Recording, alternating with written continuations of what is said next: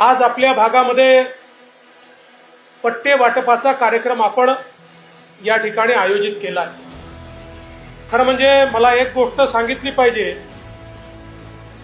50 वर्ष 60 वर्ष या देशामध्ये आणि महाराष्ट्रामध्ये काँग्रेसचं राज्य होतं।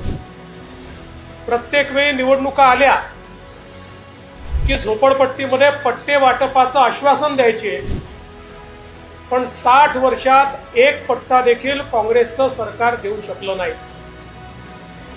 2014 साली तुमच्या सर्वांच्या आशीर्वादाने मी मुख्यमंत्री झालो आणि मुख्यमंत्री झाल्यानंतर पहिला निर्णय हा केला, झोपडपट्टीमध्ये जो व्यक्ती राहतोय, वर्षानुवर्ष पिढी पिढी तिथे राहतोय, पण आजही त्याला अतिक्रमणकारी म्हणून संबोधलं जातं आणि कुठल्याही सुविधा त्याला मिळत नाही, त्याला मालकी मिळत नाही।